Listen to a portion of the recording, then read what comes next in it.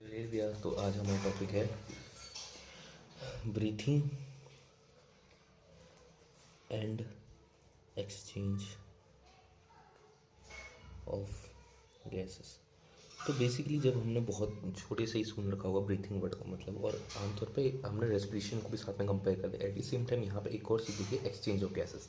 तो पहले हम लोग जरा चैप्टर के नाम से मीनिंग निकालते हैं। ब्रीथिंग, ब्रीथिंग क्या होता है? जैसे कि आपको पता होगा, इनहेलेशन प्लस एक्सहेलेशन।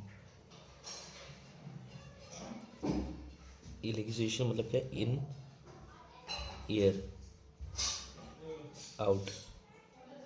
तो जो बेसिकली ब्रीथिंग के अंदर क्या होता है, हम इनहेलेशन एक्सहेलेशन करते हैं, मतलब जो हम सांस अंदर लेते हैं और सांस छोड़ते हैं उसको हम लोग बेसिकली ब्रीथिंग करते हैं। ठीक है।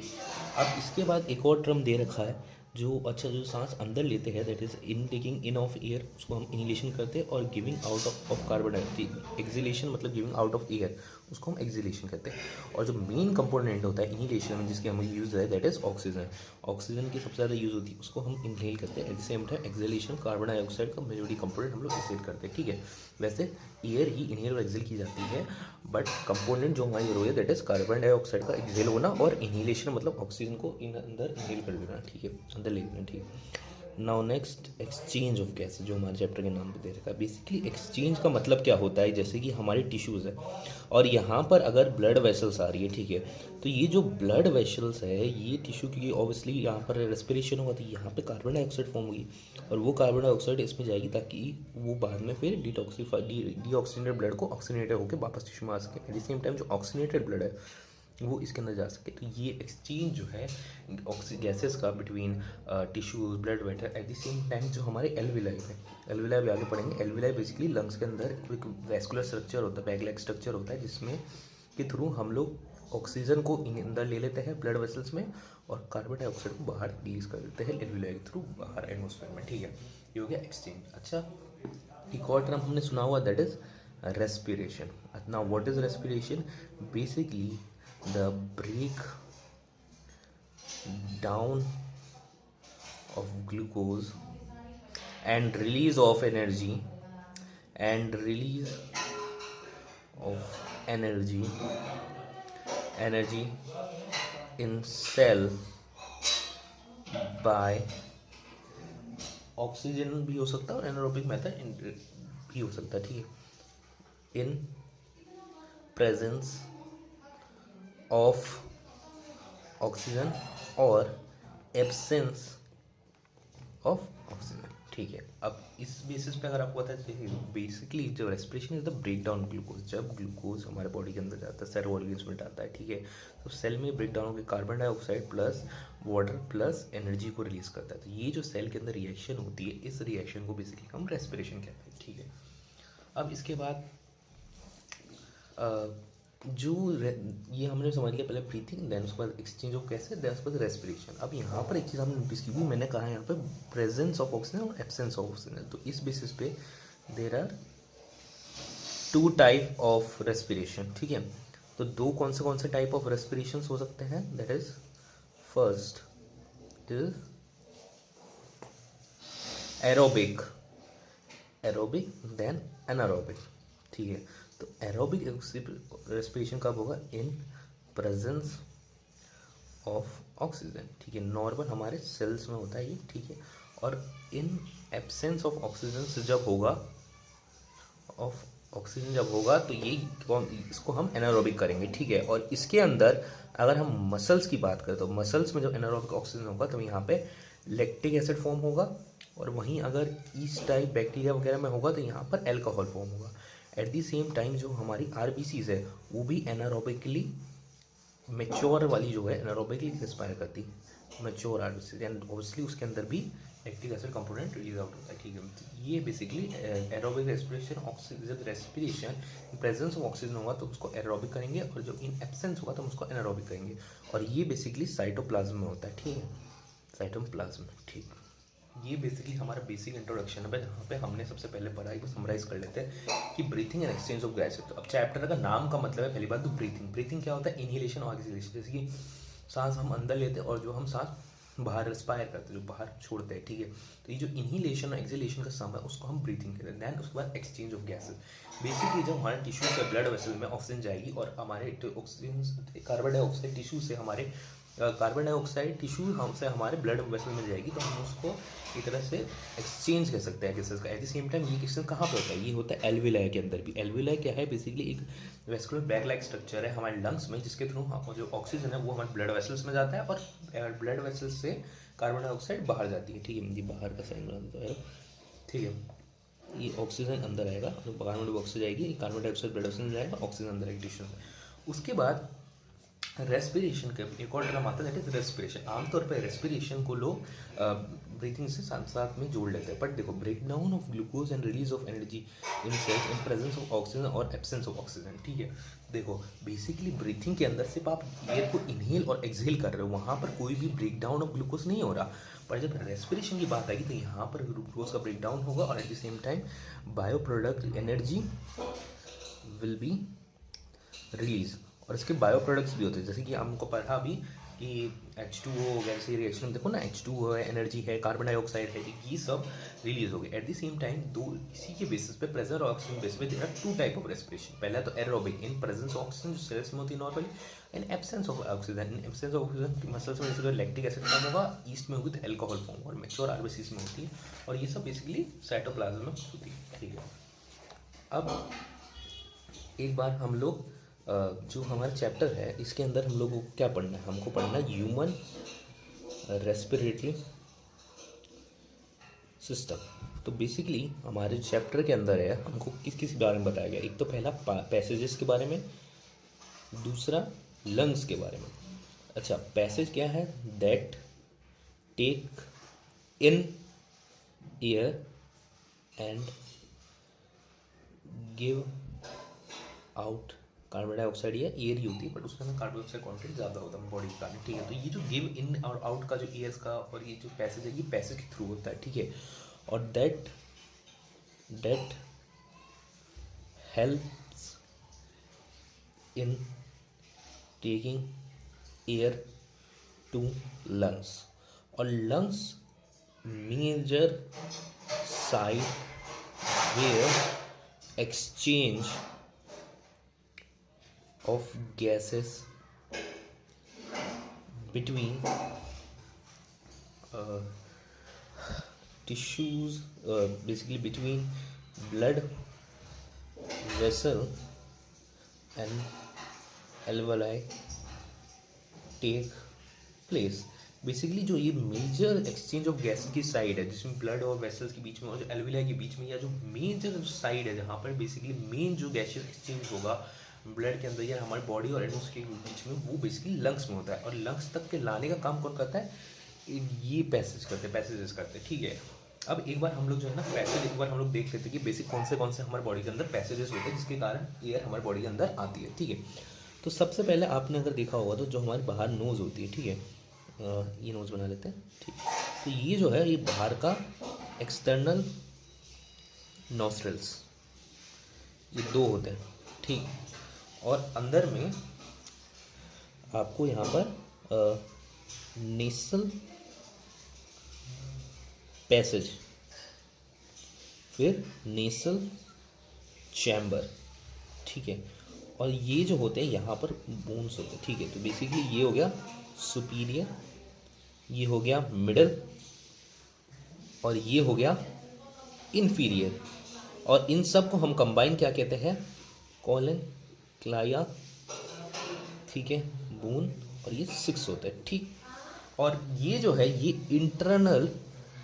इंटरनल पोर्स, नॉस्ट्रिल्स के जो पोर्स होते हैं उनके अंदर एयर को जाती है, ठीक है। और यहाँ से जब एयर आएगी तो पहली बात तो air comes in zig zag format, ठीक है। यहाँ पर एयर होंगे और ये म्यूकस ग्लैंड होगी जो म्यूकस एक्सक्रीट करेगी, म्यूकस ग्लैंड्स होंगे, ठीक है, जो म्यूकस एक्सक्रीट करेगी। और बेसिकली जो म्यूकस का कंटेंट है उसके थ्रू जो बेसिकली जितना भी जो हार्मफुल या जो हार्मफुल सब्सटेंस होते हैं या फिर जितना भी जो एयर है उसको एक पर्टिकुलर टेम्परेचर पे लो डाउन करके भी करेगी, ठीक है। तो एक्सटर्नल नोस्ट्रल्स हो गया, ठीक है। उसके बाद ये जिगजैग फॉर्मेट में आएगी, मिडल हो गया, सुपीरियर हो गया, बोन्स है इसमें, मिडल हो गया, सुपीरियर हो गया, बोन हो गया, नेसल, अच्छा ये नेसल कॉन्क्लेव बोन्स है, ठीक है। ये इंटरनल स्पोर्स, इंटरनल या इंटरनल नोस्ट्रल्स के लोग, ठीक है।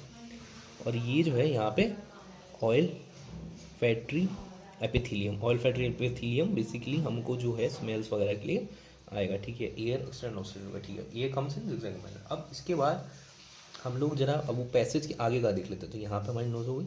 इसके बाद जब अंदर जाएंगे तो यहाँ पे ये एंटर करेगी, ठीक है। और ये जो है ये नेसोफेरिक्स नेसोफेरिक्स इसोफेरिक्स लेरेनोफेरिक्स, ठीक है। उसके बाद यहाँ पर ये हमारा यहाँ पे ग्लोटिस है, ठीक है, ओपनिंग। और इसके नीचे वाला जो है वो है लेरिक्स। लेरिक्स बेसिकली साउंड बॉक्स, ठीक है, साउंड बॉक्स होता है, ठीक है। पहले तो नेसोफेरिक्स है, इसोफेरिक्स है, लेरिक्सोफेरिक्स है, उसके बाद यहाँ पर ग्लोटिस है। ग्लोटिस बेसिकली ओपनिंग होता है, ठीक है, ओपनिंग ऑफ साउंड बॉक्स, ठीक है। और इसको एक फैब लाइक स्ट्रक्चर कवर करता है, दैट इज एपिग्लोटिस। एपिग्लोटिस क्या करता है basically, epiglottis cover the glottis during swelling. जब हम खाना पीना खाते हैं उसको निकलते हैं तब इसको ये बंद कर देता है, ठीक है। ये येलो इलास्टिक कार्टिलेज होता है, ठीक है, कार्टिलेज। ये फिफ्थ थ्योरी पे होता है, अरे फिफ्थ थ्योरी क्या है, ये येलो इलास्टिक कार्टिलेज होता है, ठीक है बेसिकली, ठीक है। उसके बाद क्या आता है अपना फूड पाइप। ये फूड पाइप की ओपनिंग हो गई, फूड पाइप, और वी कैन से ईसोफेगस, ठीक। तो ये बेसिकली हमारा पैसेज है। तो पहले एयर यहाँ से आएगी, ठीक है। अब ये जो एयर है म्यूकस कंटेंट यहाँ से ह्यूमिडिफायर, इसका कंटेंट कम होगा, उसका टेम्परेचर कम होगा, उसके बाद लोअर डाउन होगी, जो हार्मफुल सब्सटेंसेस को कैप्चर कर लिए जाएंगे। उसके बाद ये जिगजैग फॉर्मेट होते होते इंटरनल नोस्ट्रल से जाएगी, और इंटरनल नोस्ट्रल से होते हुए वो जाएगी। तो जब हम स्वेलो करेंगे तब ये फूड पाइप जो वॉइस बॉक्स है इसको बंद कर देगा, ठीक है। एपिग्लोटिस क्लोज कर देगा और साउंड बॉक्स को बंद कर देगा, ठीक है, जब हम कोई भी चीज़ खाएंगे पियेंगे, ठीक है। और बाजू में यहाँ पर ऑस्ट्रेज वगैरह, तो बेसिकली यहाँ से कंडक्शन ऑफ बेसिकली एयर होता है, ठीक है। ये जो पैसेज है ये बेसिकली कंडक्शन ऑफ एयर के लिए रिस्पॉन्सिबल है, ठीक है, कंडक्शन ऑफ एयर के लिए रिस्पॉन्सिबल है। अब बेसिकली हमारा लंग्स बेसिकली देखो, लंग्स जो है वो basically major organ of exchange of gases in humans, ठीक है। अच्छा, ह्यूमंस के अलावा और भी ऑर्गेनिज्म होते हैं जो कि ब्रीथ इन करते हैं। जैसे कि एग्जांपल के लिए आपको बताता हूँ मैं, डिफरेंट ऑर्गेनिज्म के बारे में एक बार देख लेते हैं क्विक से, ठीक है, क्विक से, फिर हम लंग्स वापस आएंगे डिफरेंट ऑर्गेनिजम्स के बारे में, ठीक है। तो सबसे पहले तो देखो फ्लोरीफेरा, क्लोरेंट्रेटा, प्लैथीहेल्मिंथस, ठीक है, प्लैथीहेल्मिंथस। ये जो है ये सिंपल डिफ्यूजन के थ्रू एक्सचेंज करेंगे। अब जैसे diffusion basically low concentration high concentration change हो जाती है, गैसेस का एक्सचेंज होता है, उसको हम लोग कहते हैं, ठीक है। उसके बाद एनालिडा बेसिकली जो है वो स्किन्स या क्यूटिनस रेस्पिरेशन भी इसको कह सकते हैं कि थ्रू अपना गैसेस रेस्पिरेशन करेंगे। और ये जो है एनालिडा, इसके अंदर एक बहुत popular creature that is earthworm. Earthworm का जो है वो अपनी स्किन से उसके थ्रू एक्सचेंज ऑफ गैसेस कर सकता है, ठीक है। उसके बाद आगे आता है आर्थ्रोपोडा। आर्थ्रोपोडा वही बताया आपको कि हमने जो पढ़ा था आर्थ्रोपोडा, तो there are two types of arthropoda. तो पहले तो एक्वेटिक वाले हैं, और यहीं पे हम लोग एक्वेटिक मोलस्क को भी ऐड कर लेते हैं, ठीक है। तो जो एक्वेटिक मोलस्क है और या तो जो आर्थ्रोपोड्स है, ये लोग गिल्स के थ्रू या हम लोग ब्रांचियल रेस्पिरेशन कहते हैं इसको, ब्रांचियल रेस्पिरेशन करते हैं, ठीक है। उसके बाद हम लोग आगे आते हैं तो हमारा लैंड मोलस्क, ठीक है, और इसके साथ साथ लैंड आर्थ्रोपोडा पोडा, ठीक है। तो ये जो है लैंड मोलस्क जो है वो पल्मोरी सैक, और ये जो है ये आर्थ्रोपोड्स, ये लंग्स लाइक स्ट्रक्चर या फिर बुक बुक गिल्स कह सकते हो, बुक गिल्स के थ्रू रिस्पायर करते हैं, ठीक है। यहाँ पे जो है ना बुक गिल्स नहीं होगा, बुक गिल्स नहीं होगा, बुक लंग्स होगा, लंग्स लाइक स्ट्रक्चर है ना, तो लंग्स होगा, बुक लंग्स होगा, ठीक है। उसके बाद फिर पाइसेस, पाइसेस पता है ना, फिशेज होती है, फिशेज तो ऑब्वियसली आपको पता होगा गिल्स से रिस्पायर करती है, ठीक है। उसके बाद एम्फीबियंस, एम्फीबियन जो पानी और उसमें दोनों रहते हैं, हमने एक फ्रॉग पर रखा है, तो फ्रॉग कैसे रिस्पायर करेगा? सबसे पहले तो अपने गिल्स के थ्रू, स्किन के थ्रू। उसके बाद कौन सा रिस्पायर करते हैं, ठीक है, गिल्स से बकल, बकल कैविटी या बकल फेरेक्स के थ्रू वो रिस्पायर कर सकता है, ठीक है। उसके बाद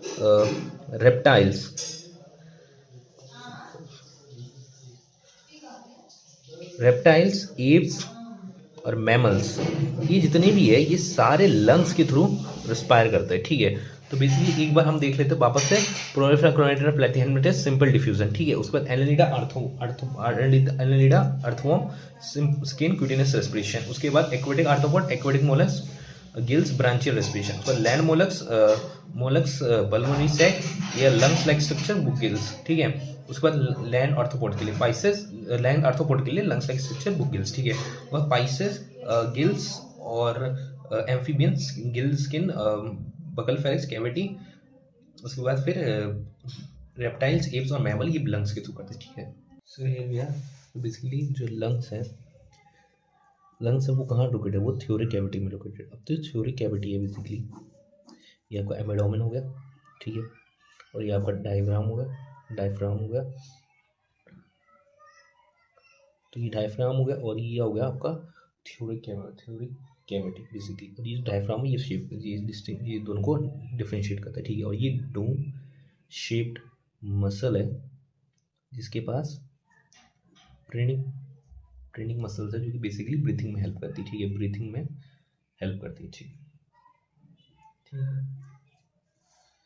अच्छा, जो लंग्स है दैट उसके जो है ना दो कंपोनेंट्स है बेसिकली, एक कंडक्टिंग जो कि बेसिकली एयर को लेकर आएगी, and then finally is the respiratory component, basically यहाँ पर एक्सचेंज हो, या फिर रेस्पिरेटरी जोन हम जो कह सकते हैं, रेस्पिरेटरी जोन कह सकते हो, या तो फिर इसको हम एक्सचेंज पार्ट कह सकते हैं, एक्सचेंज पार्ट कह सकते हैं, ठीक है। जो यहाँ पर कंडक्ट, बेसिकली जो एयर है, air takes air to lungs, ठीक है, make exchange of gases, ठीक है। अब एक बार जरा स्ट्रक्चर बना के देख लेते हैं कि क्या क्या होता है, क्या क्या नहीं होता हमारे लंग्स के अंदर, ठीक है। सबसे पहले तो इसकी जो बेसिकली ये यहाँ पे हमारी विंड पाइप आ रही है, देन इसके बाद ये बढ़ जाती है, बेसिकली ट्रेचिया है, और ये जो है ये सी शेप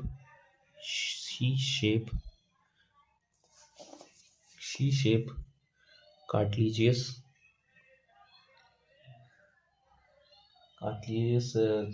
रिंग होती है, ठीक है, इनकम्प्लीट होती है, ठीक है। और एट द सेम टाइम ये हाइलिंग देती है, 16 से 20 होती है, ठीक है। और ये सपोर्ट करती है, ये सपोर्ट प्रिवेंट ट्रैकिया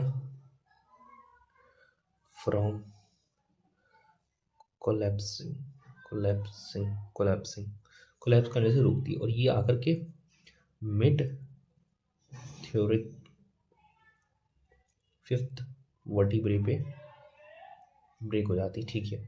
किसमें ब्रेक हो जाती है? ब्रोंचियल में, ठीक है। तो ये ब्रोंकाई में ब्रेक हो जाती है, ठीक है। तो इसके बाद फिर जब हम इसके अंदर आएंगे, ठीक है, तो ब्रेक हो जाती है, और ये लंग के अंदर ये भी जाती, कार्टिलेज यहाँ तक अंदर तक जाती है, ठीक है, कार्टिलेज अंदर भी जाती है, और ये जाती है ट्रैकिया से इनिशियल ब्रोंचियल्स तक जाती है, ठीक है। अब एक बार इस स्ट्रक्चर को थोड़ा डिटेल में हम लोग यहाँ पे देख लेते हैं, ठीक है। बेसिकली जो इनकम्प्लीट कार्टिलेजियस जो रिंग है जो कि थर्ड में टूट करके ये प्राइमरी ब्रोंकाई बन गई, सेकेंडरी ब्रोंकाई बन गई, ये जो एंटर करती है लंग्स को, तो बेसिकली जब ये आई और ये जब एंटर की लंग्स को, ठीक है, तो ये पहले बड़ा स्ट्रक्चर बना लेते हैं यहाँ पे अगले पेज पे। जब ये एंटर की लंग्स में, ठीक है, तो सबसे पहले ये आई प्राइमरी बन के, प्राइमरी, देन फिर ये सेकेंडरी में ब्रेक डाउन होना चालू हुई, सेकेंडरी, देन फिर ये सेकेंडरी भी आगे चल करके ब्रेक डाउन हो गई टर्चरी के अंदर, ठीक है, टर्चरी के अंदर ब्रोंकियोल्स में ब्रेक डाउन हो गया, दैट इज टर्चरी ब्रोंकियोल्स। उसके बाद ये जो ब्रोंकाइस, ठीक है, उसके बाद ये टर्चरी ब्रोंकाइस आगे चल के ब्रेक डाउन हो गए प्राइमरी ब्रोंक्यूल्स के अंदर। ये जो टर्चरी ब्रोंकाइस है ये आगे चल के प्राइमरी ब्रोंकाइल्स के अंदर ब्रेक डाउन हो गए, और ये जो प्राइमरी ब्रोंकाइल्स के अंदर ब्रेक डाउन हो गए ये आगे गए, और ये प्राइमरी ब्रोंकाइल्स के अंदर ब्रेक डाउन हो गए, और ये प्राइमरी ब्रोंकाइल्स में ब्रेक डाउन हो गए। उसके बाद फिर ये आगे चल करके ब्रेक डाउन हुए, आगे चल के और ब्रेक डाउन हुए, और ये हो गए टर्मिनल ब्रोंचाइल ब्रोंकाइल्स में, और उसके बाद टर्मिनल ब्रोंकाइल्स, अच्छा ये दिख नहीं रहा है, एक मिनट,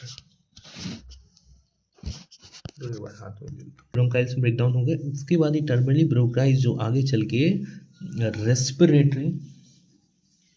रेस्पिरेटरी ब्रोंक्यूल्स में ब्रेक डाउन हो गए, और उसके बाद ये जाकर के एल्वेरी डक्ट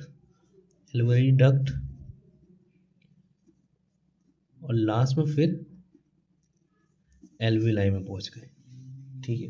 तो ये जो बेसिकली है, जैसे कि प्राइमरी ब्रोंचियल, देन उसके बाद फिर सेकेंडरी ब्रोंचियल, ठीक है, उसके बाद जो ट्रैक देखो, पहले सबसे पहले जो हमारा एक्सटर्नल नोट्रल में आया, एक्सटर्नल से नेसल पैसेज में आया, नेसल से नेसल चैम्बर में आया, नेसल चैम्बर फिर इंटरनल नोरस में आया, ठीक है, इंटरनल नोरस में आया, उसके बाद पायरेक्स में आया, फिर लेरिक्स में आया, ट्रैकिया में आया, ट्रैकिया के बाद जो है दैट इज प्राइमरी ब्रोंकाइल्स, उसके बाद सेकेंडरी ब्रोंकाइल, ट्रिची ब्रोंकाइल, उसके बाद इनिशियल ब्रोंकियोल्स, उसके बाद टर्मिनल ब्रोंकियोल्स, उसके बाद रेस्पिरेटरी ब्रोंकस, फिर एल्विडर, और फिर ये लास्ट में एल्विलाई में। तो ये यहाँ तक जो है हमारी एयर का कंडक्शन पार्ट है, बेसिकली कंडक्ट करता है, और यहाँ से जो कंडक्शन पार्ट है इसके आगे जो रेस्पिरेशन जो बेसिकली मेन होता है दैट इज एल्विलाई और एल्वियोल्स के अंदर, that is the respiratory part, जहाँ पे एक्चुअल एक्सचेंज चलता है। बेसिकली जो ये रेस्पिरेटरी ब्रोंकाइल्स और एल्वियोलाई डक्ट है, ये बेसिकली आपका एल्वियोलाइज बेसिकली आपका एक्सचेंज पार्ट को दिखाता है, ये कंडक्शन नहीं एक्सचेंज पार्ट को दिखाता है, और इससे पहले जितना भी है वो सारा कंडक्शन पार्ट को दिखाते हैं, ठीक है। अब एक बार जरा हम लोग लंग्स, बेसिकली ये तो हमारा होगा कंडक्शन पार्ट। अब एक बार जरा हम लोग अपने लंग्स को देख लेते हैं कि लंग्स कैसे होते हैं, ठीक है, लंग्स कहाँ पे होते हैं, ठीक है। सबसे पहली बात तो जैसे कि जो लंग्स होते हैं, पहले तो ये जैसे यहाँ पर अगर लंग्स है, ठीक है, तो ये यहाँ पर thoracic cavity, that is dorsal, laterally ribs, अरे लेटरली रिब्स हो गया, थोड़ी कैविटी हो गया। उसके बाद फिर आगे चल करके स्टर्नम, ये ब्रेस्ट बोन्स है, ठीक है, स्टर्नम या ब्रेस्ट बोन कह लो, और ये जो ब्रेस्ट बोन है स्टर्नम है, ये है वेंट्रल, ये वेंट्रल आपके पास आ जाएंगे, ठीक है, ये हो गया वेंट्रल साइड पे स्टर्नम, ठीक है। और उसके बाद जो हमारा हार्ट है, जो हमारा लंग्स है, ठीक है, ये ऑब्वियसली दो पेयर्स होते हैं, पेयर में होते हैं, तो ये एक यहाँ पे लंग्स होगा, एक यहाँ पे लंग्स होगा, और ये जो राइट लंग्स है इसके पास थोड़ा लीवर होता है, ठीक है, तो ये थोड़ा लेंथ वाइज छोटा होता है, और मीनवाइल जो लेफ्ट लंग्स है वो थोड़ा लेंथ वाइज ज़्यादा होता है, पर इसके नियर में यहाँ पर हार्ट होता है, ठीक है। तो हार्ट के कारण यहाँ पर एक कार्डियल नॉच और एट सेम टाइम जो space present that is media stannum जो हार्ट को कंटेन करती है, ठीक है, और यहाँ पे आपका लिवर होता है, ठीक है। ये बेसिकली इतना अभी हमको जानना है बेसिकली कंडक्शन पार्ट में और हार्ट की लोकेशन के बारे में, ठीक है।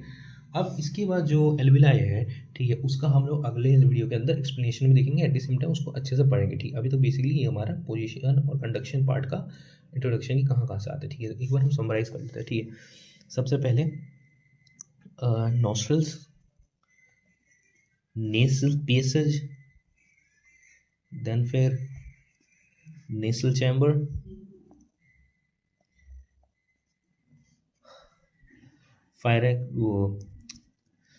फायरेक्स, लेरिक्स, ट्रैकिया,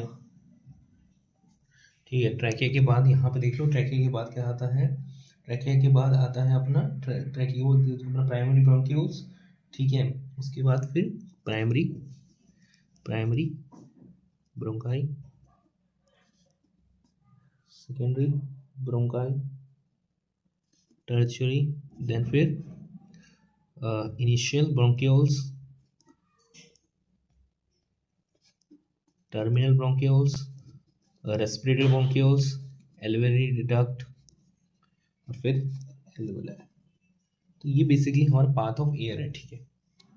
एयर भी यार, तो हमें यहाँ पर पहले अब हम ब्रीथिंग का मैकेनिज्म थोड़ा समझ लेते हैं, ठीक है। तो देखो होता क्या है कि जब हमारी बॉडी का जो ये थ्योरी कैविटी है, इसके अंदर जो डायफ्राम है, जब ये नीचे जाता है तो ऑब्वियसली जब ये नीचे जाएगा कहीं ना कहीं वॉल्यूम इंक्रीज़ होगा, और जब वॉल्यूम इंक्रीज़ होगा तो वॉल्यूम इंक्रीज़ होगा तब इसका जो प्रेशर है वो कहीं ना कहीं घटेगा, जिसके कारण जो बाहर है, क्योंकि एटमॉस्फेयर की एयर है वो उसका प्रेशर ज़्यादा हो जाएगा, तो जो एयर है वो हाई कंसंट्रेशन लो में बहती है, तो इसलिए वो हाई कंसंट्रेशन लो में बहेगी। सेम वे जब डायफ्राम ऊपर जाएगा, ठीक है, जाएगा तो यहाँ का जो थ्योरी कैविटी है उसका वॉल्यूम कहीं ना कहीं कम हो जाएगा, इसके कारण जो प्रेशर है वो इंक्रीज़ कर जाएगा। जो प्रेशर है वो वॉल्यूम के इन्वर्सली प्रोपोर्शनल है, ठीक है। प्रेशर इंक्रीज़ कर जाएगा तो यहाँ से बाहर चल जाएगी, तो इसको अपन बाहर एयर चल जाएगी, यहाँ पे एटमॉस्फेयर में कम हो जाएगी, तो इसको अपन एक्सेलेशन कहते हैं और उसको अपन इनहेलेशन कहते हैं, ठीक है। अब जो ये इनहेलेशन एक्सेलेशन है ये कुछ मसल्स के द्वारा कंट्रोल होती है। सबसे पहले तो देखो जो नॉर्मल जो इनहेलेशन एक्सेलेशन है वो तो डायफ्राम से कंट्रोल होता है, इनहेलेशन नॉर्मल, ठीक है।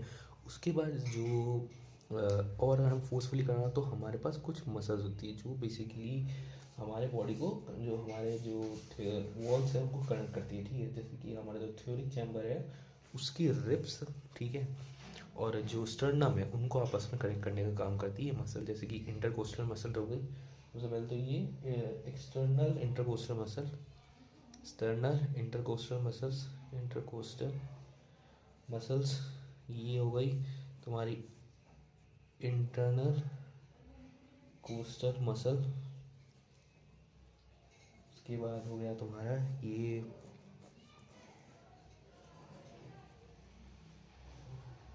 पेरेनिक मसल, जो है ये बेसिकली डायफ्राम को यहाँ से कनेक्शन, बेसिकली डायफ्राम, पेरेनिक मसल और डायफ्राम की मसल्स, ठीक है। इसके अलावा जो एब्डोमेन है उसकी खुद की भी काफ़ी मसल्स होती है जो कि इनमें रोल प्ले करती है, एब्डोमेन की मसल्स भी रोल प्ले करती है, ठीक है। तो बेसिकली होता क्या है कि पहली बात तो देखो नॉर्मल इनिशिएशन में जो इनहेलेशन है, ठीक है, उसका जो नॉर्मल का काम होता है, ठीक है, वो 70% जो है 70% डायफ्राम से होता है। तो डायफ्राम का पहले मैंने बोल दिया क्या करेगा, डायफ्राम जब नीचे जाएगा तो जब लोअर डाउन होगा, लोअर, ठीक है, फ्लैटेंड होगा, तो कहीं ना कहीं वॉल्यूम इंक्रीज हो जाएगी, इसके कारण प्रेशर डिक्रीज हो जाएगा और एयर नीचे में आ जाएगी। एयर मूव्स इन, ठीक है, एयर अंदर आ जाएगी, ठीक है। और मीनवाइल ये जो वॉल्यूम बढ़ा रही है, अच्छा ये जो वॉल्यूम बढ़ा रही है ये किस एक्सेस में बढ़ा रही है, ठीक है, ये बढ़ा रही है एंटीरियर पोस्टर में, ठीक है। एंटीरियर पोस्टर माने क्या होता है, देखो एंटीरियर पोस्टीरियर एक्सेस में, एंटीरियर पोस्टीरियर एक्सेस क्या होता है, जैसे ये है, ये जो है ये तो पहले था, ये है हमारा पोस्टीरियर एंटीरियर, ठीक है, और अब ये जो एक्सटेंड कर गया दैट इज पोस्टीरियर, ठीक है। तो ये जो इलोंगेशन है इसको कहीं ना कहीं हम एंटीरियर इलोंगेशन जो होता है इनको ये एंटीरियर पोस्टीरियर एक्सेस में होता है, ठीक है।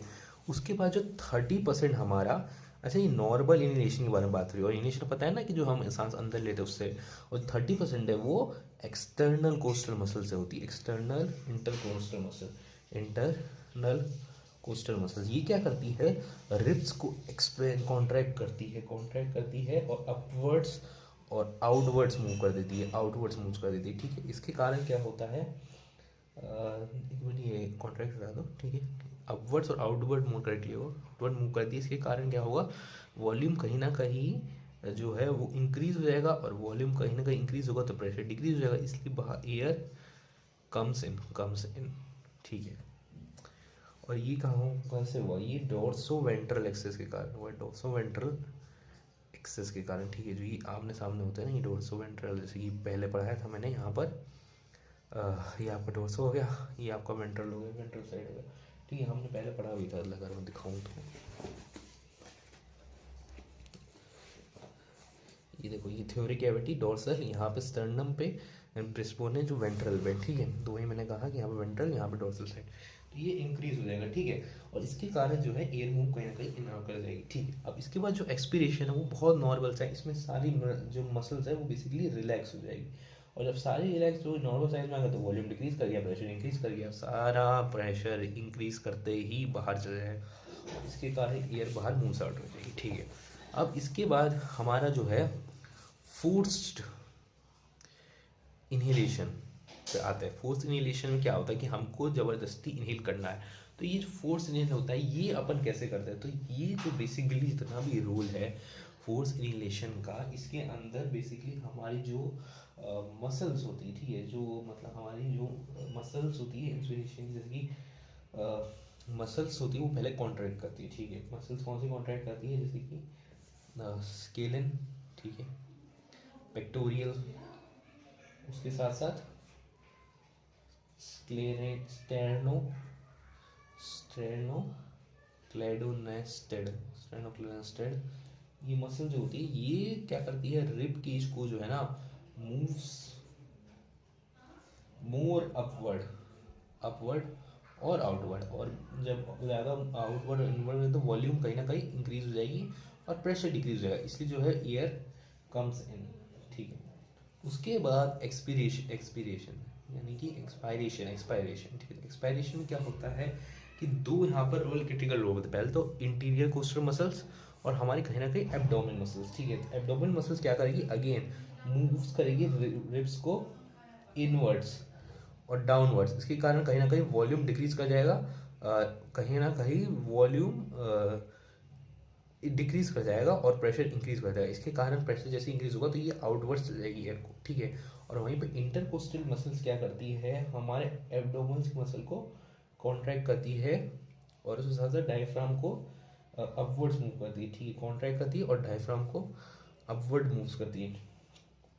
बट इसके कारण क्या होगा, थ्योरिक जो वॉल्यूम है वो कहीं ना कहीं इंक्रीज हो जाएगी और थ्योरिक वॉल्यूम कहीं ना कहीं डिक्रीज हो जाएगी, ठीक है। मूव्स डाउनवर्ड्स, मोर डाउनवर्ड, ठीक है, अपवर्ड और मोर डाउनवर्ड्स करेगी, ठीक है, मोर डोम शेप का बना देगी, ऊपर भेज कर मोर डोम शेप का बना देगी, ठीक है। तो इसके कारण देखो जैसे डायफ्राम ऊपर मूव किया तो पहले इतना स्पेस था, अब क्योंकि ऊपर मूव कर गया तो स्पेस कम हो जाएगा, तो इसके कारण यहाँ पर जो वॉल्यूम है वो कहीं ना कहीं डिक्रीज कर जाएगी, इसके कारण प्रेशर कहीं ना कहीं इंक्रीज कर जाएगा और जैसे ही प्रेशर इंक्रीज हुआ ये बाहर चल जाएगी एयर मूव्स आउट, ठीक है। तो एक बार जरा हम समराइज कर लेते हैं। बेसिकली जब हम फूड पहले नॉर्मल इनहेलेशन करते हैं तो उसके अंदर हम क्या करते हैं कि जो बाहर हमारा जो डायफ्राम होता है वो कहीं ना कहीं नीचे फ्लैटेड हो जाता है, जिसके कारण कहीं ना कहीं वॉल्यूम इंक्रीज कर जाती है, उसके कारण जो बाहर की एटमोस्फेरिक एयर है वो अंदर चली जाती है, तो इस मैकेनिज्म में ऑलमोस्ट 70% आपका एयर को अंदर हो जाता है। उसके बाद एक्सटर्नल इंटरकोस्टल मसल्स की बात होती है, एक्सटर्नल इंटरकोस्टल मसल्स क्या कर रही है, वो जाके काम करेगी हमारे कहीं ना कहीं रिब्स के ऊपर, रिब्स पे क्या काम करेगी, रिब्स को वो कहीं ना कहीं आउटवर्ड्स और अपवर्ड मूव करेगी, जिसका वॉल्यूम कहीं ना कहीं इंक्रीज हो जाएगा, प्रेशर कहीं ना कहीं डाउन हो जाएगा, तो बाहर से वॉल्यूम अंदर आएगा, ठीक है। अब इसके बाद एक्सपिरेशन की बात करें तो नॉर्मली सारी की अगर मसल्स रिलैक्स कर जाएगी तो नॉर्मल एक्सपायरेशन हो जाएगा, ठीक है। बट अगर आपको फोर्स इन्हेलेशन या फोर्स एक्सपायरेशन करना है तो इसके लिए क्या करना पड़ेगा, सबसे पहले तो आपकी जो आपका मसल्स जैसे कि पिक्टोरियल्स मसल हो गई, जैसे कि आपकी पिक्टोरियल्स मसल हो गई, स्केनल मसल हो गई, जैसे कि आपकी स्टेर्नोक्लेडोनेस्टेड मसल्स हो गई, ये जो मसल्स बेसिकली ये कॉन्ट्रैक्ट करेगी तो इसके कारण मोर अपवर्ड्स और आउटवर्ड मूव्स करेगा, इसके कारण वॉल्यूम इंक्रीज होगी, प्रेशर डाउन होगा और प्रेशर जैसे ही डाउन होगा वो कहीं ना कहीं बाहर की एयर को अंदर ला देगा, ठीक है। एट द सेम टाइम जो हमारी एक्सपीरेशन की बात करें तो जो एब्डोमेन्स की मसल्स होती है वो कहीं ना कहीं कॉन्ट्रैक्ट कर जाएगी, इसके कारण इंटरकोस्टल मसल क्या करेगी, जो एब्डोमेन की मसल होगी उनको कॉन्ट्रैक्ट करेगी, एब्डोमिनल मसल्स को कॉन्ट्रैक्ट करेगी, ठीक है। और जैसे ही एब्डोमेन की मसल कॉन्ट्रैक्ट हुई मूव कर जाएगा डायफ्राम अपवर्ड, इसके कारण जो वॉल्यूम है कहीं ना घट गई और प्रेशर इंक्रीज हो गया तो बाहर से जाएगी। उसका इंटरकोस्टल मसल वो होता है जो रिब केज को इनवर्ड्स मूव कर देता है, इसी कारण वॉल्यूम कहीं ना कहीं नीचे गिर गई और जो एयर है वो कहीं मूव आउट कर देगी। तो बेसिकली आपका एक्सपीरेशन के अंदर सबसे पहले तो डायफ्राम का नीचे डायफ्राम काम करेगा, उसके बाद नॉर्मल इनहेलेशन में नॉर्मल चीज़ें काम करेगी, 70% डायफ्राम काम करेगा इनहेलेशन में और 30% आपका एक्सटर्नल इंटरकोस्टल में काम करेगी। उसके बाद जो आपका जो आपका एक्सपिरेशन है उसमें साइड रिलैक्स हो जाएगी। उसके बाद जो आपका फोर्स इनहेलेशन है उसके अंदर पेक्टोरिकल स्केलेटल और स्टेनक मसल्स काम करेगी। उसके बाद जो आपका एक्सपायरेशन है, जब हमको फोर्स एक्सपायरेशन करना है तो आपके एब्डोमिनल मसल्स को इंटरकोस्टल मसल जो है कॉन्ट्रैक्ट करवा देगी, जिसके कारण आपका जो कॉन्ट्रैक्ट करवा देगी जिसके कारण जो आपका डायफ्राम है कहीं ना कहीं डायफ्राम का इसमें रोल आता है। ठीक है, डायफ्राम का यहाँ पे दो जगह रोल है, एक तो पहले एब्डोमेन की जो एक्सपिरेशन है उसके अंदर और एक इनहेलेशन नॉर्मल उसके अंदर, ठीक है, फोर्स एक्सपिरेशन के अंदर। ठीक है, तो कहीं ना कहीं डायफ्राम आपका एक जो एब्डोमिनल मसल है उसके कारण कहीं ना कहीं डायफ्राम आपका क्या बोलते हैं मोर ऊपर आ जाएगा। तो जैसे ही ऊपर आया डायफ्राम वैसे ही आपके जो एयर वॉल्यूम है वो कम हो जाएगी और उसके कारण बाहर एक्सपायर हो जाएगा। सेम इंटरकोस्टल मसल्स हैं उनका यूज़ होता है रिब केज को आउटवर्ड्स मूव करने के लिए, तो इससे वॉल्यूम डिक्रीज करेगी और प्रेशर इंक्रीज करेगा, एयर बाहर चलेगी। अब कुछ वॉल्यूम्स हैं, ठीक है, उनको हम पढ़ लेते हैं। ठीक है, सबसे पहले तो आपका टाइडल वॉल्यूम, बेसिकली जितना एक नॉर्मल ह्यूमन बाहर इनहेल एक्सहेल कर सकता है उसको हम बोलते हैं टाइडल वॉल्यूम, जैसे 500 ml। ठीक है, उसके बाद आपका इंस्पिरेटरी रिजर्व कैपेसिटी, जो हम फोर्स इंस्पायर कर सकते हैं, फोर्सफुली इंस्पायर कर सकते हैं, उस कैपेसिटी को हम लोग इंस्पिरेटरी रिजर्व कैपेसिटी कहते हैं। ठीक है, और ये आमतौर पे 1100 से 1200 ml होती है। ठीक है, उसके बाद जो है हमारा एक्सपिरेटरी रिजर्व कैपेसिटी, जो हम फोर्सफुली एक्सहेल कर सकते हैं, उस एयर के बारे में बात की है। ये थोड़ी सी क्योंकि ज़्यादा होगी, क्योंकि एक्सपिरेटरी रिजर्व कैपेसिटी होगी ये थोड़ी सी कम होगी। ठीक है, जैसे कि 1000 से लगभग 1100 के आसपास। ठीक है, ये 1100 से 1200 है, ये 1000 से 1100 है। ठीक है, उसके बाद हमारी जो रेसिड्यूअल वॉल्यूम है, ठीक है, इंस्पिरेटरी रिजर्व कैपेसिटी थोड़ी ज़्यादा होती है, डेट इज 2000 से 3000 ml होगी, क्योंकि ज़्यादा हम इंस्पायर कर सकते हैं ना, ज़्यादा आप फोर्सफुली इनहेल कर सकते हो, ज़्यादा 2500 से 500 3000 ml तक आप लोग आराम से इन 3000 लीटर्स में है। ठीक है, नहीं लीटर्स mls में या लीटर्स में 2.5 से 3 हो जाएगा। ठीक है, तो देखो टाइडल वॉल्यूम वो वॉल्यूम है जो हम नॉर्मल इनहेल एक्सहेल करते हैं, 500 ml। इंस्पिरेटरी रिजर्व कैपेसिटी वो है जो इंस्पायर कर सकते हैं, ठीक है, जैसे कि 2500 से लगभग 3000 ml। ठीक है, और इसके बाद जो टाइडल जो एक्सपिरेटरी रिजर्व कैपेसिटी है, जो एक्स्ट्रा अमाउंट ऑफ एयर जबरदस्ती हम बाहर निकालते हैं, डेट इज 1000 से 1100। ठीक है, अब इसके बाद आपका आता है रेजिडुअल वॉल्यूम। ठीक है, amount of air remains in the lungs. Residual volume जो होता है बेसिकली ये रहेगा आपके लंग्स के अंदर। ठीक है, रेजिडुअल वॉल्यूम जो आपके लंग्स में रहेगा बिकॉज ये जो है ये बहुत ही ये बेसिकली कुछ यूनिट देखते जैसे उसमें फंक्शनल रिजर्व कैपेसिटी। अभी फंक्शनल रिजर्व कैपेसिटी होती है, ये क्या होती है, ये बेसिकली जो reserve volume plus expiratory reserve volume है, मतलब पहले जो रेजिडुअल वॉल्यूम है जितना हमारे लंग्स में रहेगी चाहे रहेगी उसको हम निकाल नहीं सकते, प्लस जो एक्सपिरेटरी रिजर्व वॉल्यूम है उसका सम होता है। ठीक है, उसके बाद इंस्पिरेटरी रिजर्व वॉल्यूम। ठीक है, तो जितना हम इंस्पायर कर सकते हैं अंदर में tidal volume plus inspiratory reserve volume. ठीक है, जितना हम लोग इंस्पायर वो क्या बोलते हैं इंस्पिरेटरी रिजर्व वॉल्यूम का सम होता है, इंस्पिरेटरी कैपेसिटी। ठीक है, इंस्पिरेटरी कैपेसिटी क्या होती है, जो आपकी टाइडल वॉल्यूम में जितना आप नॉर्मल ब्रीथिंग में ले सकते हो, एट द सेम टाइम जो आप रिजर्व में रहती है कितना और इंस्पायर कर सकते हो। ठीक है, उसके बाद एक्सपिरेटरी रिजर्व वॉल्यूम क्या होता है, जो tidal volume plus expiratory reserve volume होता है। ठीक है, उसके बाद वाइटल कैपेसिटी क्या होता है, वाइटल कैपेसिटी वो एयर होती है जो टाइडल वॉल्यूम, आपकी एक्सपिरेटरी रिजर्व वॉल्यूम और इनहिबिटरी रिजर्व वॉल्यूम इन सब का सम होता है। ठीक है, और टोटल लंग कैपेसिटी क्या होती है, ठीक है, टोटल लंग कैपेसिटी वो होती है जो सारी respiratory reserve volume, tidal volume plus expiratory reserve volume plus inhibitory reserve volume इन सब का सम जो होता है वो that is total lung capacity.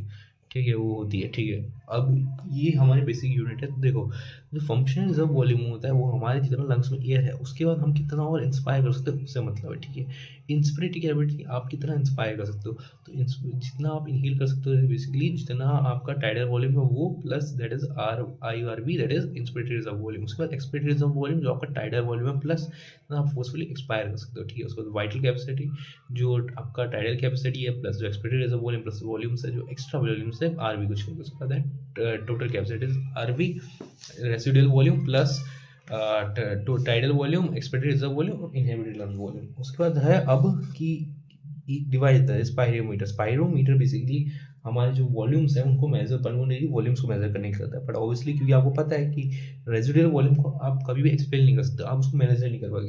उसको मेजर नहीं कर पाओगे तो जो चीज़ उसमें रिजर्व वॉल्यूम्स में है उनको अभी आप मेजर नहीं कर पाओगे, जैसे कि फंक्शनल रिजर्व वॉल्यूम में आर भी आता है, वो नहीं कर पाओगे आप मेजर, ठीक है। वाइटल कैपेसिटी में भी आर भी आता है, आप उसको मेजर नहीं कर पाओगे। टोटल लंग कैपेसिटी में आर भी आता है, तो उसको भी नहीं कर पाओगे। हाँ, कैलकुलेशन से आप कैन फाइंड भाई कितना कितना होता है, ठीक है। और ये आता है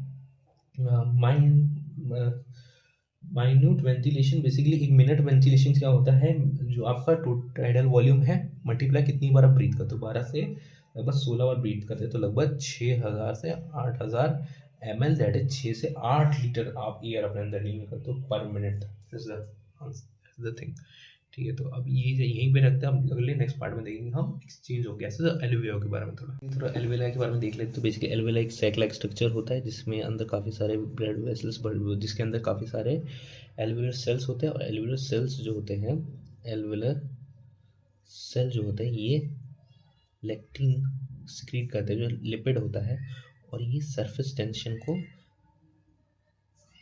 को रिड्यूस कर देता है। और जो सरफेस टेंशन तो रिड्यूस हो जाती है, एट द सेम टाइम ये जो लेक्टिन है ये इसके कोलैप्स से भी इसको प्रिवेंट करता है, ठीक है।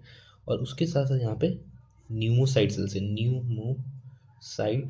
सेल्स है जो एल्वेलर एपिथेलियम या सिंपल स्क्वामोस एपिथेलियम भी कह सकते हैं, ठीक है। और ये एल्वेलाई के अंदर, ठीक है। अभी ग्रैप लाइक स्ट्रक्चर होता है, वेस्कुलर वैक्स लाइक स्ट्रक्चर होता है, बेसिकली एक्सचेंज ऑफ गैसेस में काम करता है, ठीक है। अब एक बार जरा इसको देख लेते हैं कि इसकी मेम्ब्रेन कैसे बिल्ड होता है, जो एनसीईआरटी में बताया गया। ये आपकी आ गई एल्वेलाई, ठीक है। यहाँ पे आ रहे हैं ब्लड वेसल में सबसे पहले है यहाँ पर एंडोथीलियम ऑफ ब्लड कैपिलरी, ठीक है। और यहाँ पर ये है एपिथेलियम ऑफ एल्वेलाई, ठीक है। एपिथेलियम और ये एंडोथेलियम लेयर है, ये obviously they are both simple called epithelium, ठीक है। उसके बाद यहाँ पर आ गया आपका बेसमेंट सब्सटेंस में सबसे पहले जो एल्वेलाई की सेट में that is epithelium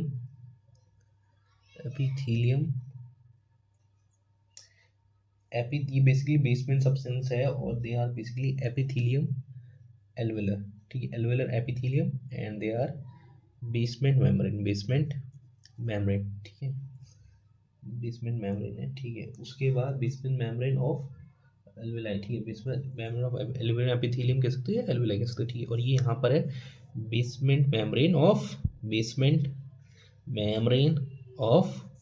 blood capillary. अब देखो, ये है ब्लड कैपिलरी, ये है एल्वेलाई की, ये है ब्लड कैपिलरी की, और ये दोनों जो basement membrane they called basement substance.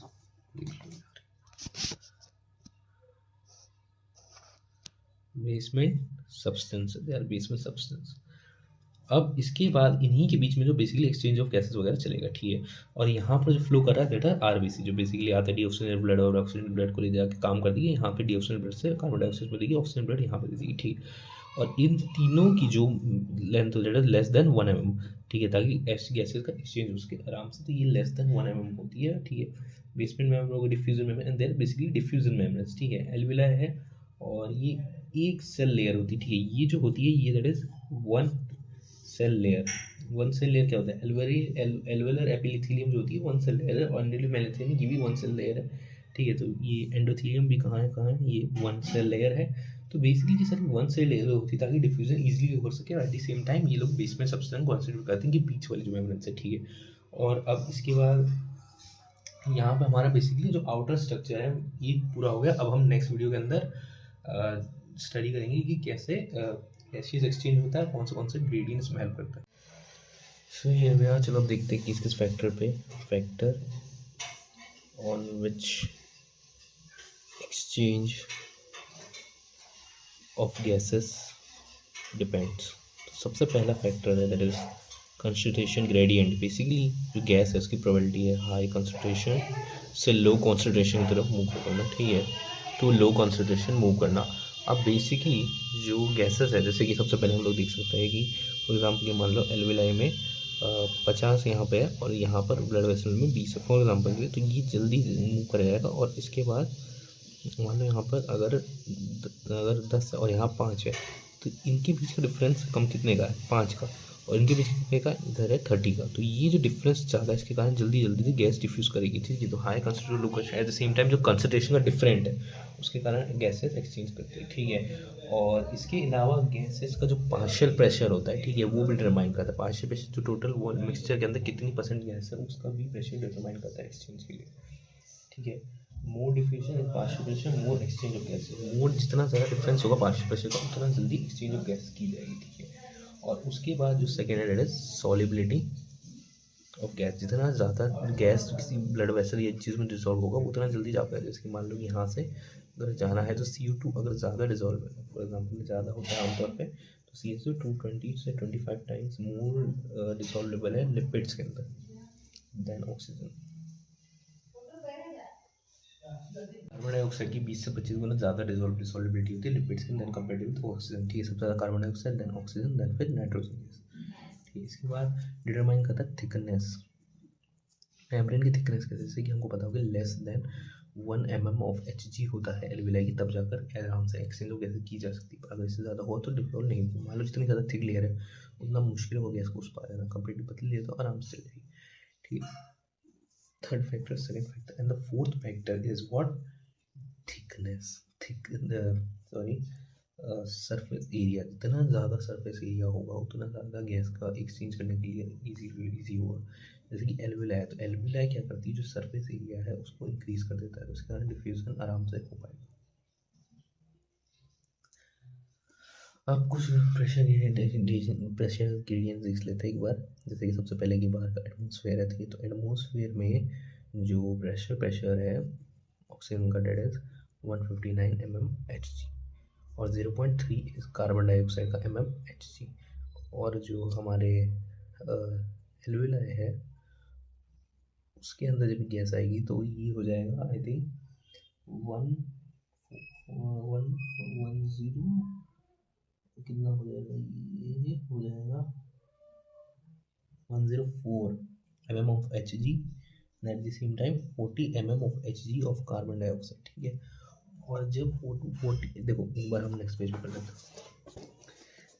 Atmosphere में है कितना, एटमॉस्फेयर में है कार्बन डाइऑक्साइड इज 0.3 mm और Hg, और ऑक्सीजन है 1049 mm Hg to 1059 mm Hg, ठीक है, 1059 mm Hg। और एल्विलाई में जब ये आएगा तो एल्विलाई के अंदर हो जाएगा 104 mm Hg of oxygen and ये 159 है, ठीक है, 159। और ये यहाँ पे हो जाएगा कितना mm, 40 mm of Hg of carbon dioxide, ठीक है। हमारे ब्लड वेसल्स में कितना है, ब्लड वेसल्स के अंदर 45 mm Hg है और 40 mm Hg है कार्बन डाइऑक्साइड का, और ये ऑक्सीजन की कार्बन डाइऑक्साइड से टिश्यू से अभी लेके आएंगे, टिश्यू से ये ब्लड वेसल लेके आएगी, ठीक है। तो जब ये टिश्यू से जब ब्लड लेके आएगी mmHg, तो यहाँ पे एक्सचेंज होगा। फिर इसके बाद जो ब्लड अब जाएगा, ये ब्लड हो जाएगा 95 mmHg और 40 mmHg ऑफ ऑक्सीजनेटेड ब्लड, और ये ऑक्सीजन ब्लड बाद में जाकर टिश्यू में पहुँच जाएगा। तो ये है 95 mm of Hg and 40 mm of Hg। ये ऑक्सीजन का है, ये कार्बन डाइऑक्साइड का। तो एक चीज़ देख सकते हो, कभी भी 45 mm से Hg जो है कार्बन डाइऑक्साइड वो ज़्यादा नहीं होता, इस तरह से डिफ्यूजन होता है। देखो पहले 103 था, 59 mm था, 59 mm इज ऑक्सीजन का और 0.3 इज फॉर कार्बन डाइऑक्साइड। जब एल्विलाई में था 104 is for oxygen and 40 is for carbon dioxide. उसके बाद जब ब्लड में आएगा तो 45 mm Hg बन जाएगा कार्बन डाइऑक्साइड के लिए, 40 mm Hg है ऑक्सीजन के लिए। जब यही ऑक्सीजनेट होगा एल्विलाई के अंदर, 95 mm Hg होगा ऑक्सीजन के लिए और 40 mm Hg होगा कार्बन डाइऑक्साइड के लिए। फिर टिश्यूज में चलेगा वापस एंड देन फिर अगेन साइकिल चलते रहेगी। So basically here we are. तो देखो ट्रांसपोर्ट ऑफ गैसेस की बात करते हैं, ठीक है, ट्रांसपोर्ट ऑफ गैसेस की बात करते हैं।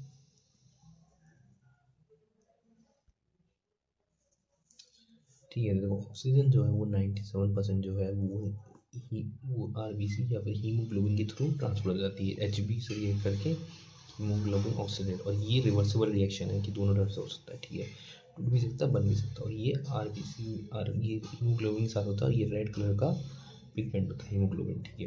इसके बाद जो 3% है that is in plasma in dissolve form, ठीक है, इन डिजॉल्व फॉर्म, ठीक है। अब इसके बाद कार्बन डाइऑक्साइड का जो ट्रांसपोर्ट है 3% इन 7% इन प्लाज्मा, ठीक है, 20 से 25% विथ हीमोग्लोबिन दैट इज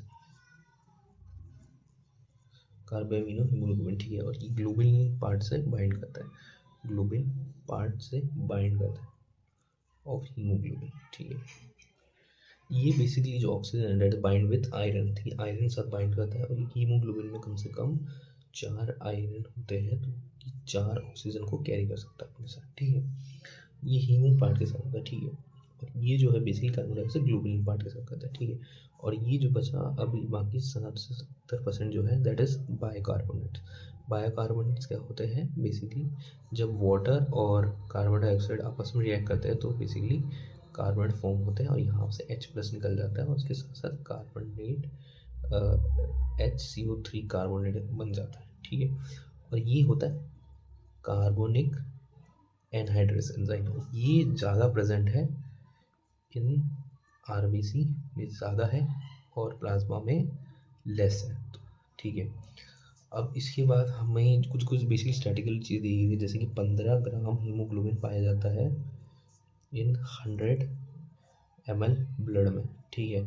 और 1 ग्राम हीमोग्लोबिन जो है 1.34 ग्राम ml ऑफ ऑक्सीजन कैरी कर सकता है, यानी कि 15 ग्राम कम से कम 20 ml कैरी कर सकता है ऑक्सीजन को हीमोग्लोबिन, ठीक है। अच्छा, ये जो हीमोग्लोबिन है ये कैसे कैरी करता है, देखो जब हीमोग्लोबिन है जैसे वो आएगा ब्लड वेसल में, नॉर्मल कंडीशन में हीमोग्लोबिन आया 20 ml से 5 ml इसने दे दिया अपने बाजू वाले सेल को, और 15 ml आगे चल गया वापस से ऑक्सीफिकेशन के लिए। पर जब हम एक्सरसाइज कर रहे होते हैं, ठीक है, तब होता है क्या कि 20 ml आ रहा है और यहाँ पर सेल है, तो 20 में से 15 ml के अंदर चल रहा है, मात्र 5 ml जाता है, ऑक्सीजन रह जाता है, और वो आगे चल के फिर ऑक्सीडिफाई होता है। तो ये बेसिकली रिक्वायरमेंट्स नॉर्मल कंडीशन में और ये एक्सरसाइज की कंडीशन में काम करता है, ठीक है। तो ये बेसिकली बेसिक पार्ट है, इसमें ऐसा कुछ स्पेशल ये नॉर्मल चीज़ है कि क्या कैसे कैरी ऑन होता है, ठीक है। पहले देख लो 97% हीमोग्लोबिन ऑक्सीजन जो होता है वो हीमोग्लोबिन 3 होता है, 3% जो होता है वो प्लाज्मा में होता है, 7% कम से कम हीमोग्लोबिन कार्बन डाइऑक्साइड और प्लाज्मा में होता है, 20 से 25% हीमोग्लोबिन कार्बन डाइऑक्साइड और 70% कार्बोनेट में होता है, ठीक है। 15 ml हीमोग्लोबिन जो होता है 1.3 वो 100 ml ब्लड में होता है, जिसमें से 15 ग्राम जो है वो 1.34 ml ऑफ ऑक्सीजन कैरी कर सकते हो। और एक ग्राम मतलब कि 15 ml मतलब 20 ग्राम, 15 ग्राम मतलब 20 ml ऑक्सीजन कैरी कर सकता है। और ये जो 20 ml ऑक्सीजन है ये 5 ml सेल को देके 15 ml होकर के ऑक्सीडिफिकेशन चल जाता है, पर एक्सरसाइज के टाइम पे 15 ml सेल को देकर 5 ml ऑक्सीडिफिकेशन चल जाता है।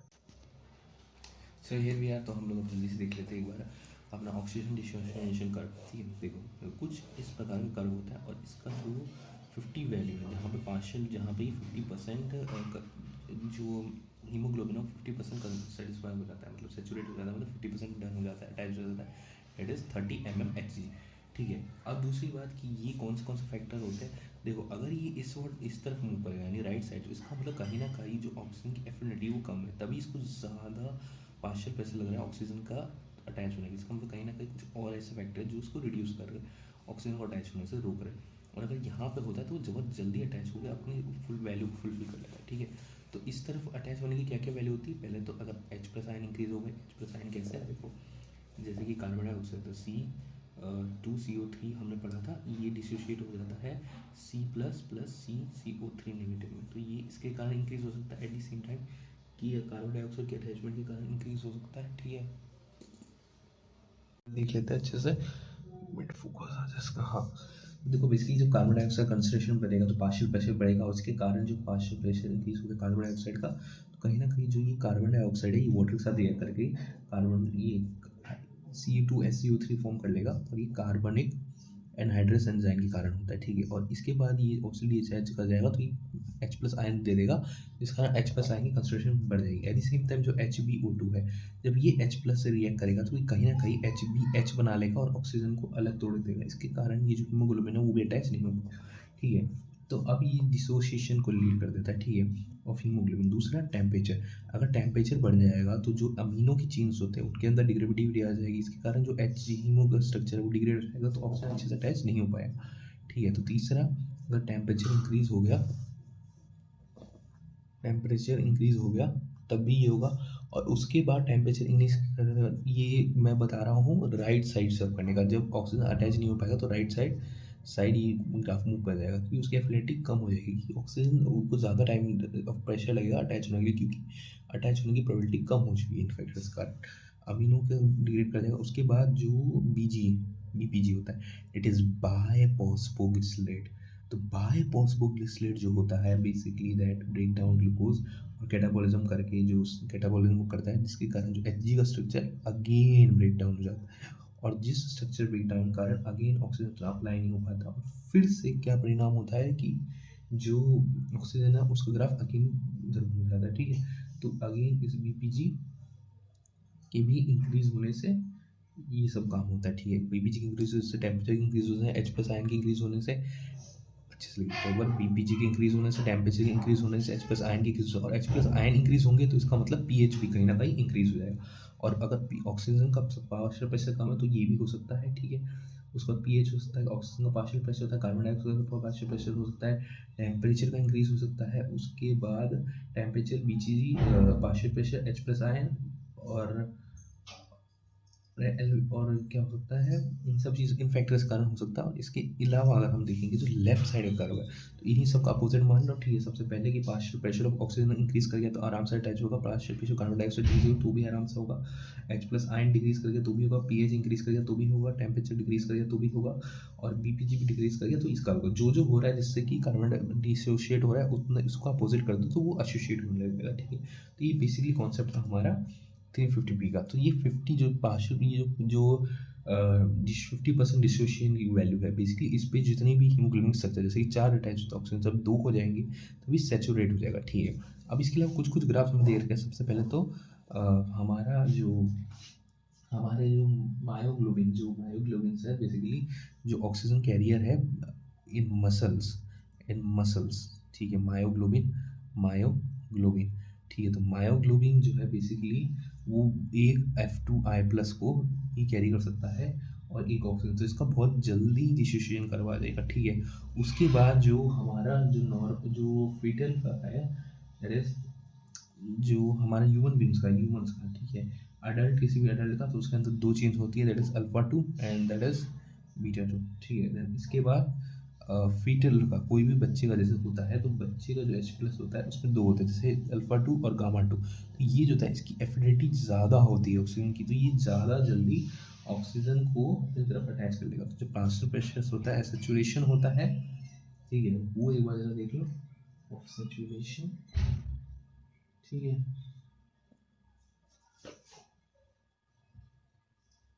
ठीक है, तो फीटल का कुछ इस तरह बन जाएगा, ठीक है। और लास्ट में फिर हमारा अडल्ट का यहाँ पर आ जाता है, ठीक है।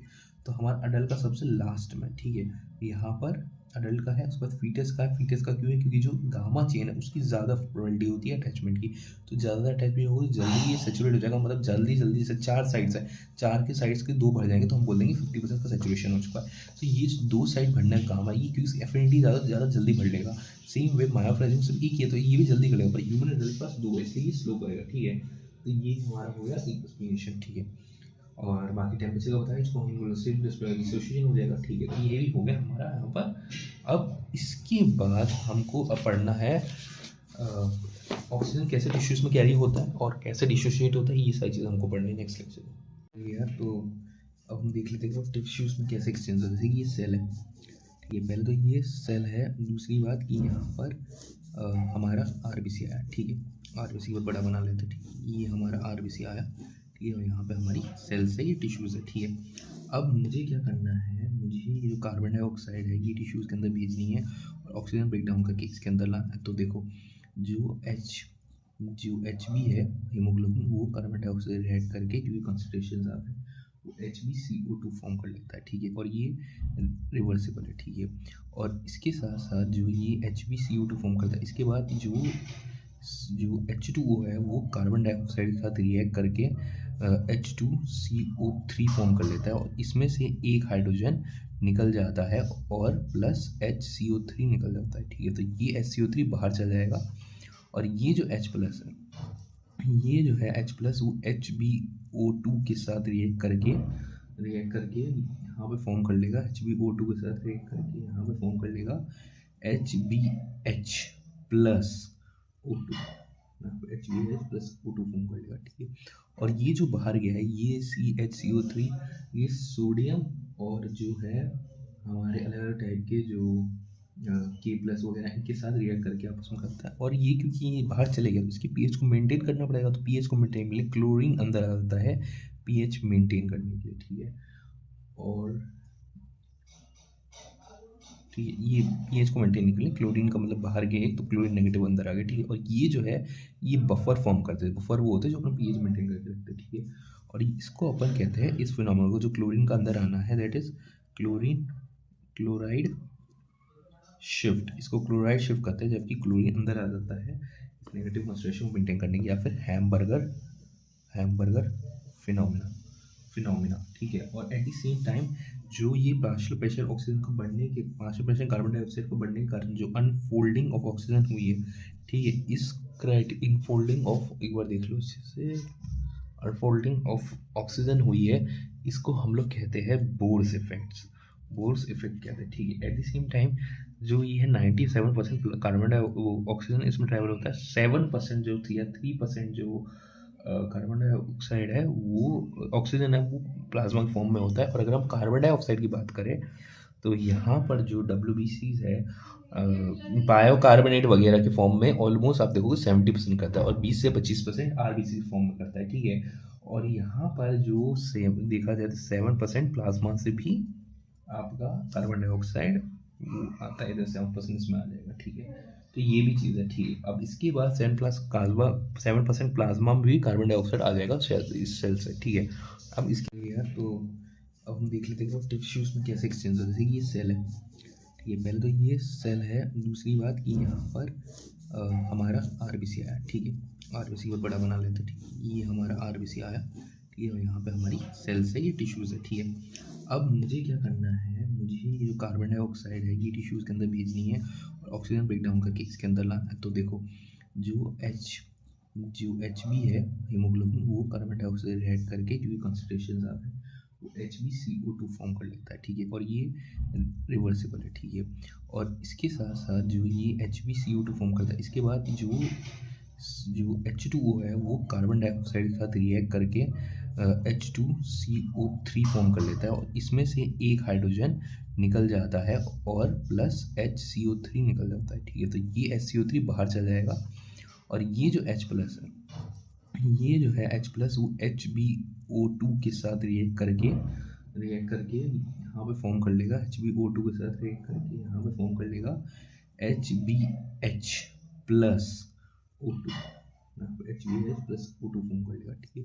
और ये जो बाहर गया है ये CHCO3, ये सोडियम और जो है हमारे अलग अलग टाइप के जो K प्लस वगैरह इनके साथ रिएक्ट करके आपस में करता है, और ये क्योंकि ये बाहर चले गया तो इसकी पीएच को मेंटेन करना पड़ेगा, तो पीएच को मेंटेन के लिए क्लोरीन अंदर आ जाता है पीएच मेंटेन करने के लिए, ठीक है।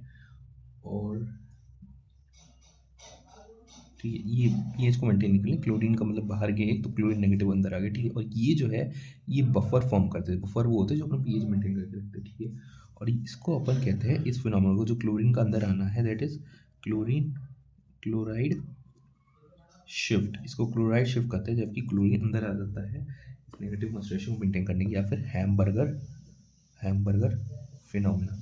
फिनोमिना, ठीक है। और एट द सेम टाइम जो ये पार्शियल प्रेशर ऑक्सीजन को बढ़ने के, पार्शियल प्रेशर कार्बन डाइऑक्साइड को बढ़ने के कारण जो अनफोल्डिंग ऑफ ऑक्सीजन हुई है, ठीक है, इस इनफोल्डिंग ऑफ, एक बार देख लो इससे, अनफोल्डिंग ऑफ ऑक्सीजन हुई है, इसको हम लोग कहते हैं बोर्स इफेक्ट कहते हैं, ठीक है। एट द सेम टाइम जो ये है 97% कार्बन ऑक्सीजन इसमें ट्रैवल होता है, 7% जो थी या 3% जो कार्बन डाइऑक्साइड है वो ऑक्सीजन है वो प्लाज्मा फॉर्म में होता है। और अगर हम कार्बन डाइऑक्साइड की बात करें तो यहाँ पर जो WBCs है बायोकार्बोनेट वगैरह के फॉर्म में ऑलमोस्ट आप देखोगे 70% करता है और 20 से 25% RBC फॉर्म में करता है, ठीक है। और यहाँ पर जो देखा जाए तो 7% प्लाज्मा से भी आपका कार्बन डाइऑक्साइड आता है, इधर 7% इसमें आ जाएगा, ठीक है। तो ये भी चीज़ है, ठीक है। अब इसके बाद 7% प्लाज्मा में भी कार्बन डाइऑक्साइड आ जाएगा इस सेल से, ठीक है। अब इसके बाद हम लोग एक बार देख लेते हैं एल्विलाई के अंदर। तो देखो एल्विलाई बेसिकली ह्यूमंस के अंदर मेन साइड है जहाँ पे ऑक्सीजन जो होता है वो आ जाता है टिश्यू, ऑक्सीजन जो होता है वो चल जाता है ब्लड वेसल्स में और फिर वो आगे चल के टिश्यू में जाता है। एक बार अगले पेज पे कर लेते हैं।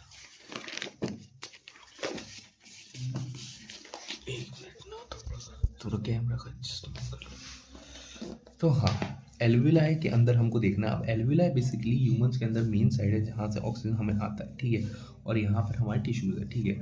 अब क्या होगा कि यहाँ पर ऑक्सीजन पार्शियल प्रेशर ऑक्सीजन का ज़्यादा है एल्विलाई से, ठीक है। तो वो अंदर आएगा। अब क्या होगा जो HB है वो रिएक्ट कर जाएगा। HB जो है HbO2 जो HbO2 है वो रिएक्ट करके CO2 से रिएक्ट कर जाएगा और यहाँ पर रिलीज हो जाएगा HbCO2 + O2, ठीक है।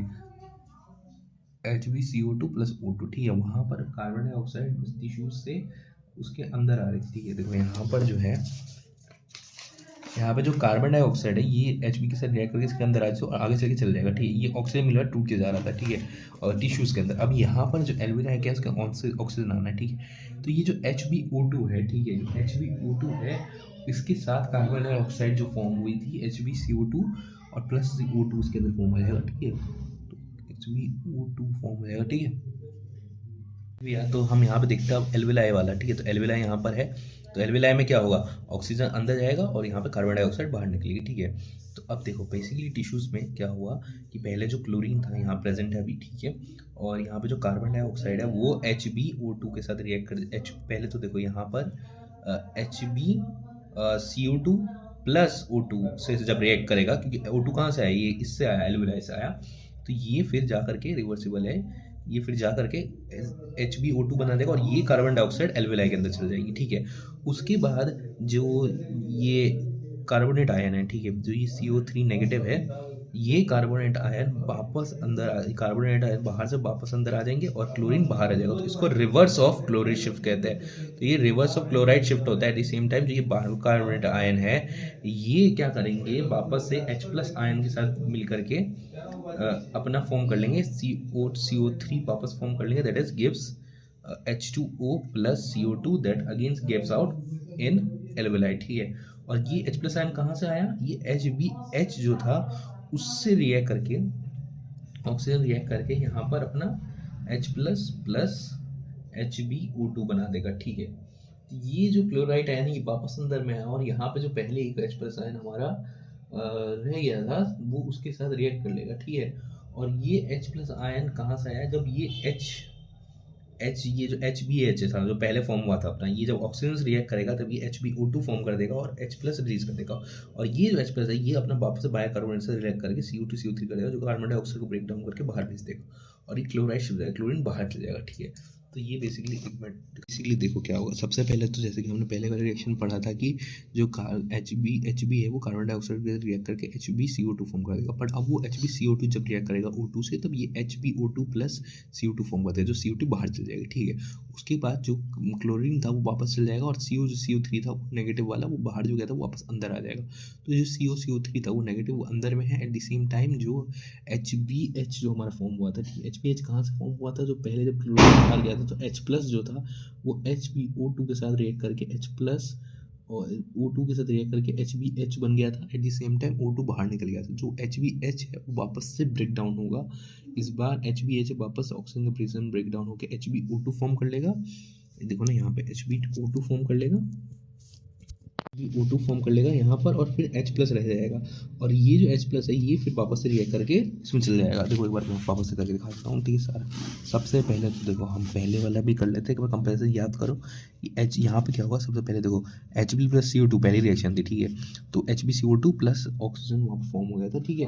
तो HbCO2 प्लस Hb था पहली रिएक्शन वहाँ की। एक बार यहाँ पर लिख लेते हैं पहले वाले की reactions, Hb plus CO2 that gives HbCO2। तो यहाँ पर क्या होगा, उसका उल्टा हो जाएगा, यहाँ पे HbCO2 reacts with O2 gives HbO2 plus CO2, और CO2 बाहर चल जाएगी एल्वेलाई में, ठीक है।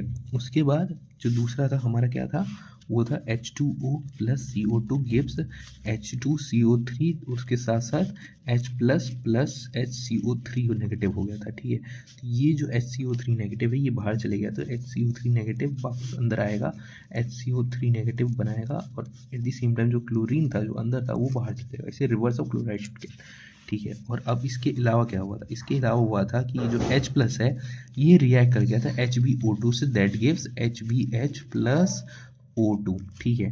तो ये जो HbH है, ये जो HbH है, ये जो HbH फॉर्म हुआ था, ये HbH प्लस फिर से ऑक्सीजन से रिएक्ट कर जाएगा, और यहाँ पर ये फॉर्म कर लेगा HbO2 और प्लस H प्लस। अब ये H प्लस यहाँ पे जाएगा और इसके साथ रिएक्ट करके HCO3 फॉर्म कर लेगा, और यही ब्रेक डाउन होके H2O plus carbon dioxide form कर लेगा, जो कि वापस एल्वेलाई में चला जाएगा। तो बेसिकली ये रिएक्शन, और ये जो है ये वापस क्लोराइड शिफ्ट का रिवर्स क्लोराइड शिफ्ट कहते हैं, ठीक है। और ये जो फोनामना होता है जिसके कारण पार्शियल प्रेशर ऑक्सीजन का बढ़ने के कारण जो अनफोल्डिंग ऑफ कार्बन डाइऑक्साइड होती है, ठीक है, इसको हम हेल्डेन इफेक्ट कहते हैं, हेल्डेन इफेक्ट कहते हैं, ठीक है।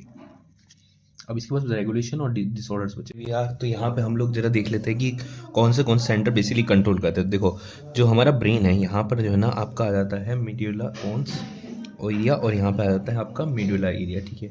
और इन दोनों के बीच में यहाँ पे कीमियोसेंसिटिव रीजन्स होते हैं, ठीक है। तो देखो मीड्यूला क्या करता है, वो कंट्रोल करता है हमारी नॉर्मल ब्रीथ को, तो नॉर्मल ब्रीथिंग जो होती है उसको मीड्यूला कंट्रोल करता है, ठीक है।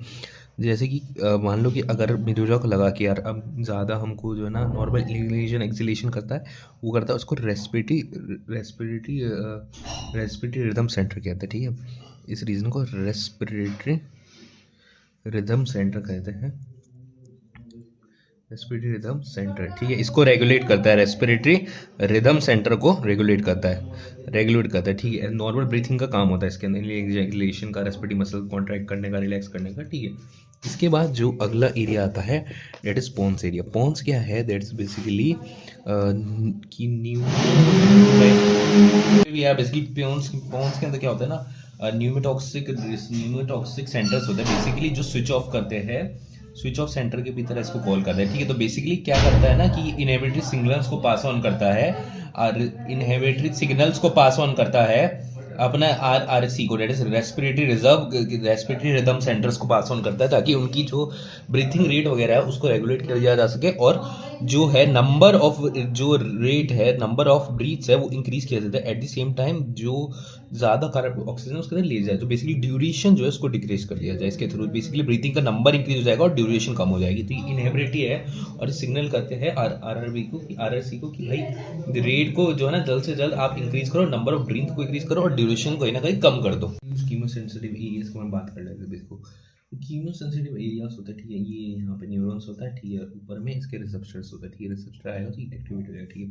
तो जो कीमोसेंसिटिव एरिया है इसके अंदर बेसिकली क्या होता है, कीमोसेंसिटिव रिसेप्टर्स होते हैं। तो ये दो तरीके के होते हैं, तो अपना सेंट्रल नर्वस सिस्टम, ठीक है, एक अपना central medulla, not central nervous system, central medulla, ठीक है, नियर अपना RRC के, जो रेस्पिरेटरी रिदम सेंटर है उसके पास होता है, ठीक है। ये कार्बन डाइऑक्साइड और H प्लस के कंसंट्रेशन को डिटेक्ट कर लेता है, ठीक है। अगर इंक्रीज हुआ तो ये एक्टिवेट हो जाएगा। बेसिकली ऑक्सीजन का कोई रोल नहीं होता है इन कीमोसेंट्रिक रिसेप्टर के कारण, तो ये क्या करेंगे, स्टिमुलेट कर देंगे RRC को, और इसके कारण प्रोलॉन्ग यानी कि लंबी सांसें स्टार्ट हो जाएगी, प्रोलॉन्ग सांसें स्टार्ट होगी, ताकि ऑक्सीजन ज़्यादा आ सके, और प्रोलॉन्ग इनहेलेशन स्टार्ट हो जाएगा, बहुत लंबी सांसें आएगी ताकि ऑक्सीजन ज़्यादा आ सके और कार्बन डाइऑक्साइड मीनवाइल कम हो सके, ठीक है। तो अल्टर ब्रीथ कर देगा, तो ये अल्टर ब्रीथिंग को रेट कर देगा, ठीक है। तो ये प्रोलॉन्ग इनहेलेशन कर देगा, लंबी सांसें, ठीक है। उसके बाद पेरिफेरल ये क्या करता है, जो प्रेजेंट है इन कैरोटिड और अपना ये जो एरोटा का आर्क है, इनके अंदर प्रेजेंट होता है, और ये इसके अंदर क्या करता है, डिटेक्ट कर सकता है कार्बन डाइऑक्साइड और H प्लस कंसंट्रेशन, और फिर कमांड दे सकता है आगे चल के, फिर ये डिटेक्ट करने के लिए बेसिक काम। अच्छा, ये सेम टाइम जो ऑल्टर कर देगा ब्रीथिंग के रेट को, तो ये इंक्रीज भी कर सकता है, नंबर ऑफ ब्रीथिंग भी इंक्रीज हो सकता है, ठीक है। सो हियर वी आर, तो हमारा डिसऑर्डर्स बचे, तो डिसऑर्डर्स में पहला आता है हमारा डिसऑर्डर, तो पहला हमारे डिसऑर्डर्स में आता है, पहला डिसऑर्डर दैट इज अस्थमा। तो अस्थमा क्या होता है, एक हाइपर सेंसिटिविटी होती है, एक एलर्जी या फिर हाइपर सेंसिटिविटी होती है, ठीक है। अच्छा, ये हाइपर सेंसिटिविटी और एलर्जी कैसे किसी भी स्मोक या डस्ट पार्टिकल्स हो जाती है, ठीक है। तो ये जो होता है क्या करते हैं, इन्फ्लेमेशन कर देते हैं, inflammation in bronchi and bronchioles, bronchi और ब्रोंक्यूल्स में इन्फ्लेमेशन कर देता है। इसके कारण क्या होता है, जो ब्रोंकाई ब्रोंकियल ल्यूमन है वो छोटा हो जाता है, और उसके कारण एयर अच्छे से पास नहीं होता है, डिफिकल्ट हो जाता है ब्रीथिंग के अंदर, वीपिंग साउंड से ऐसे करके साउंड आती है, और रैपिड स्पैम्स होता है, बहुत तेज ऊपर नीचे मसल कॉन्ट्रैक्ट होती है, तो अच्छे से ऑक्सीजन नहीं आ पाती। बेसिकली ये जो है, इस एरिया में इन्फ्लेमेशन हो जाता है, जिसके कारण ये ल्यूमन कहीं ना कहीं नैरोअर हो जाता है, ठीक है। तो इसके कारण एक सुपीनोम होते हैं, इनफ ब्रीथ नहीं हो पाती, ठीक है। इसके बाद आता है एम्फाइसीमा। एम्फाइसीमा बेसिकली जो होता है, ये क्रोनिक डिसऑर्डर है। बेसिकली ये जो है एक्सेसिव स्मोकिंग के कारण होता है, कि बहुत ज़्यादा स्मोक करते हैं अगर वो जो लोग, उनके क्या होता है कि जो लोअर रेस्पिरेटरी ट्रैक है या जो एल्विला है, इनके अंदर जो होता है डैमेज हो जाता है, डैमेज बेसिकली इसमें डैमेज है, उसमें पहले इन्फ्लेमेशन था, इसमें डैमेज हो जाता है, ठीक है। और इसके कारण जो सरफेस एरिया है वो रिड्यूस हो जाता है, सरफेस एरिया वो रिड्यूस हो जाता है, ठीक है। और जैसे कि ये यहाँ पर है, तो ये यहाँ पर एक्सेसिव स्मोकिंग कारण लोअर रेस्पिरेटरी कॉन्ट्रैक्शन में डैमेज हो जाते हैं, और यहाँ पे ऑब्स्ट्रक्शंस आ जाता है, ठीक है। जिसके कारण एट द सेम टाइम ये अपनी जो इलास्टिसिटी है, इस ऑब्स्ट्रक्शन के कारण ये लॉस कर देता है अपनी इलास्टिसिटी को, इलास्टिसिटी लॉस कर देता है, वो उसका फुल डैमेज हो जाती है, तो यहाँ पे ऑब्स्ट्रक्शंस आ जाते हैं, जिसके कारण वो अपनी इलास्टिसिटी को लॉस कर देता है।